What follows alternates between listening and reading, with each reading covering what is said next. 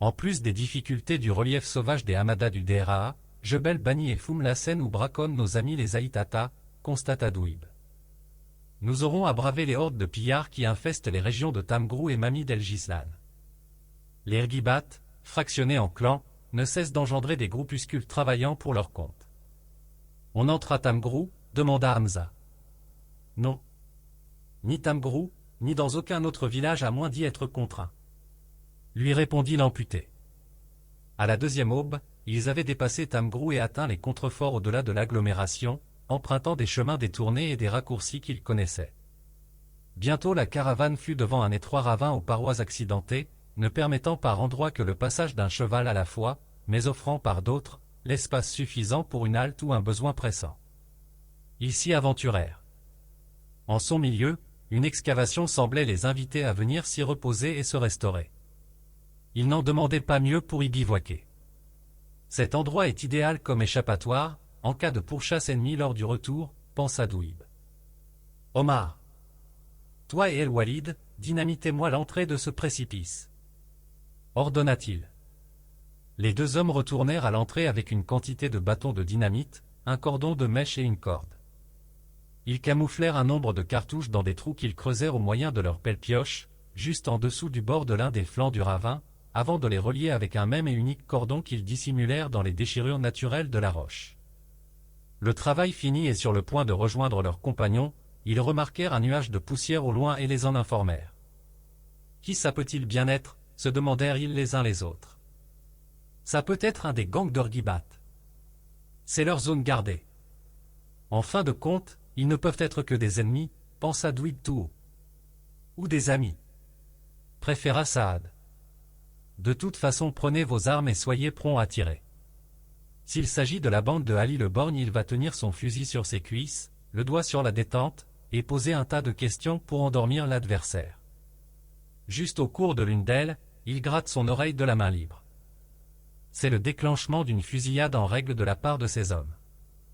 Devancez-les alors avant la fin de son geste. Compris? Ordonna Douib. 5 sur 5, boss. Répondirent ses équipiers.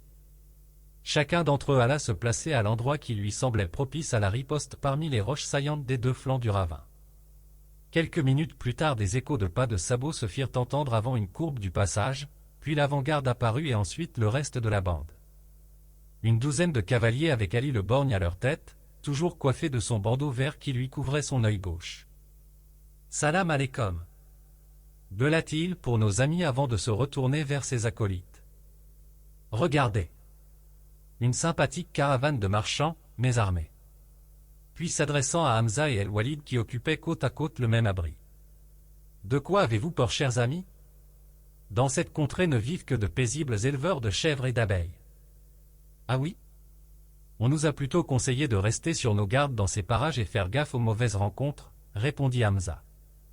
J'en déduis alors que vous convoyez une marchandise de valeur. Sans qui le Borgne? De l'huile argan pour les confréries du Sud. Informa Hamza. Voilà le bon commerce. Et que vous donnerez-elles en échange? Interrogea encore le Borgne. Des chameaux? Des dromadaires du désert. Avoua Hamza. Et notre petit cadeau à nous?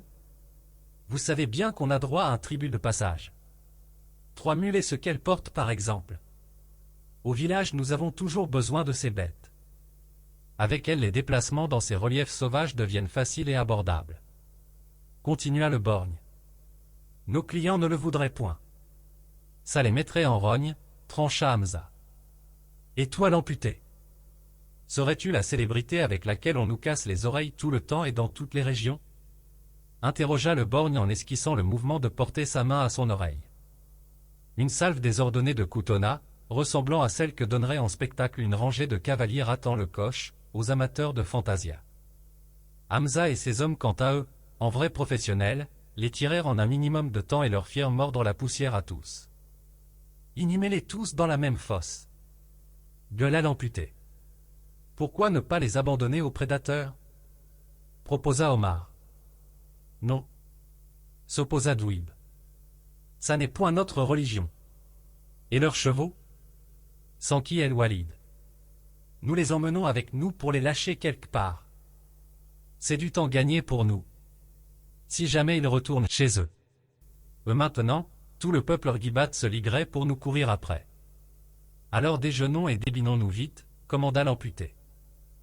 Apaisés et repus, ils sortirent du ravin pour se diriger vers le sud, vers les contreforts de Mamie d'El Gislan.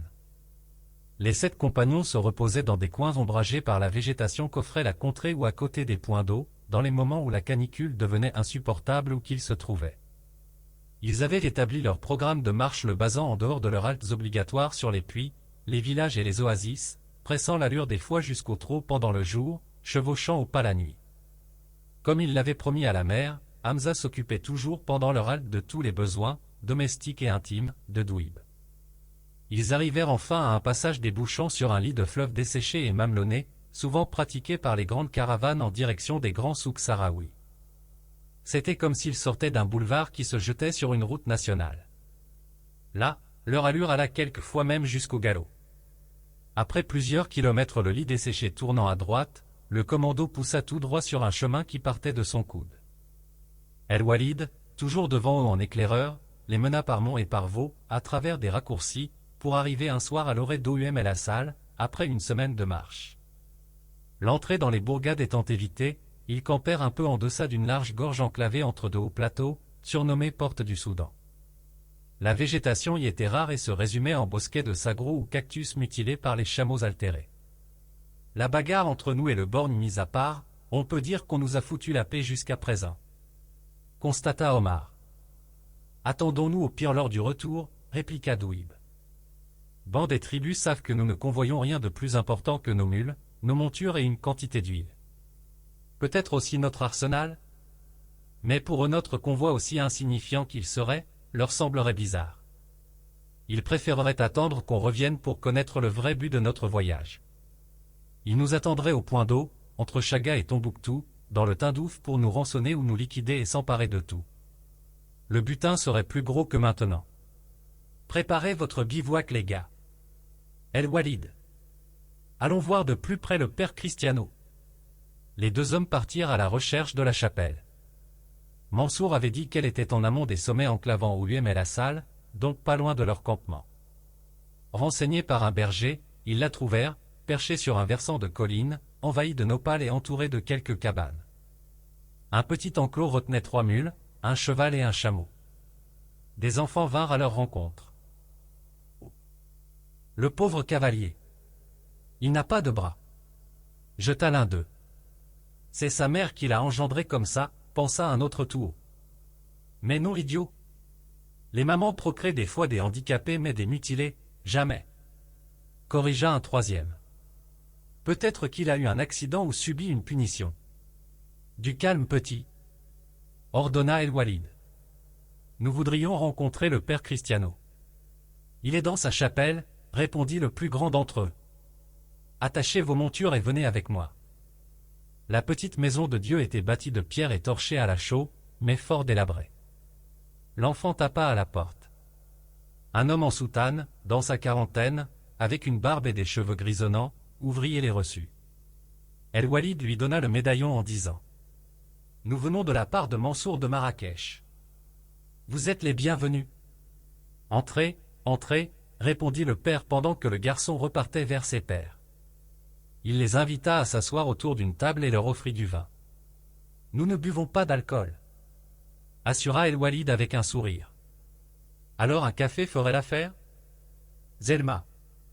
Du café pour nos hôtes. » cria le pasteur à une vieille noire en tablier qui rôdait pas loin d'eux, avant de s'asseoir à son tour. « En quoi pourrais-je vous être utile ?» leur demanda-t-il. « 7 chameaux » commença Douib. « Nous vous les rendrons à notre retour pour récupérer nos montures.